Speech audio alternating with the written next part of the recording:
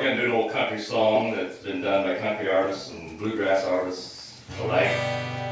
A little song called Truck Driving Man.